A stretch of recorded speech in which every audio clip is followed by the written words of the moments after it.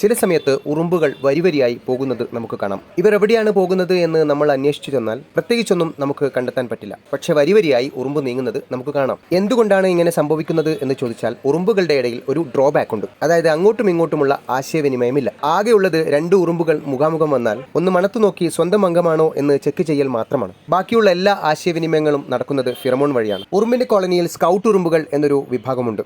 അവരുടെ പണി പുറത്തു പോകലും ചുറ്റുപാടും എന്താണ് നടക്കുന്നത് എന്ന് നോക്കലും ഭക്ഷണ സ്രോതസ് കണ്ടുപിടിക്കലുമൊക്കെയാണ്. ഒരു സ്കൗട്ട് ഉറുമ്പ് ഒരു ഭക്ഷണ സ്രോതസ് കണ്ടുപിടിച്ചാൽ അതിൽ നിന്ന് അല്പമെടുത്ത് കൂട്ടിലേക്ക് നടക്കും. ഈ നടക്കുന്ന വഴിയിൽ അവരുടെ ഫിറമോൺ എന്ന രാസപദാർത്ഥം വിതറും. രണ്ടാമത്തെ സ്കൗട്ട് ഉറുമ്പും ചുറ്റുപാടും ഉണ്ടാകുമല്ലോ, അവനും ഇതേപടി തുടരും. ഇങ്ങനെ 3-4 സ്കൗട്ട് ഉറുമ്പുകൾ ഭക്ഷണ സ്രോതസ്സിൽ നിന്നും കൂട്ടിലേക്ക് നടക്കുന്നത് വഴി ഈ ഫിറമോൺ പാത ശക്തിപ്പെടും. നമ്മുടെ ഹൈവേ റോഡുകൾ നിർമ്മിക്കുന്നത് പോലൊക്കെ തന്നെ ഓരോരുത്തരായി വന്ന് ഓരോ ഘട്ടം കഴിക്കുമ്പോഴത്തേക്കും നമ്മുടെ ഹൈവേ ശക്തിപ്പെടുമല്ലോ. ഇതുപോലെ ഭക്ഷണത്തിലേക്കുള്ള ഫിറമോൺ പാത ശക്തിപ്പെട്ടങ്ങനെ കിടക്കും. ഉറുമ്പിന്റെ കോളനിയിൽ നിന്ന് ഓരോരുത്തരായി വന്ന് ഭക്ഷണം ഇങ്ങനെ എടുത്തുകൊണ്ടുപോകും. ഒരു പരിധി കഴിയുമ്പോൾ ഭക്ഷണം അവസാനിക്കുമല്ലോ, പക്ഷെ പാത അങ്ങനെ നീണ്ടു കിടക്കും. ഉറുമ്പുകൾ വന്നുകൊണ്ടേയിരിക്കും. നേരത്തെ പറഞ്ഞതുപോലെ ഉറുമ്പിന്റെ ഡ്രോബാക്ക് ഉണ്ടല്ലോ, അതായത് തീർന്നു എന്ന് മറ്റുറുമ്പിനോട് പറഞ്ഞു കൊടുക്കാനുള്ള ആശയവിനിമയം ഉറുമ്പിനില്ല. അങ്ങനെ ഉറുമ്പുകൾ വന്നുകൊണ്ടേയിരിക്കും. ഭക്ഷണത്തിന്റെ അറ്റത്തെത്തിയാൽ ഭക്ഷണം തീർന്നു എന്ന് മനസ്സിലാകും. പക്ഷേ മുന്നോട്ടുള്ള പാതയില്ലാത്തത് കൊണ്ട് വേറെ എവിടെയൊക്കെയോ പോയി വീണ്ടും കൂട്ടിലേക്ക് നടക്കും. ഈ ഫിറമോൺ പാത ഉറുമ്പുകൾ തിരിച്ച് കോളനിയിലേക്ക് നടക്കാത്തത് കൊണ്ട്, അതായത് ഭക്ഷണമില്ലെങ്കിൽ ആ പാതയിലൂടെ ഉറുമ്പുകൾ കോളനിയിലേക്ക് തിരിച്ചു നടക്കില്ല. ശക്തിപ്പെടൽ കുറയും. നമ്മുടെ റോഡുകളിൽ ഗട്ടർ ഉണ്ടാകുന്നത് പോലെ അങ്ങനെ ഗട്ടർ ഉണ്ടായി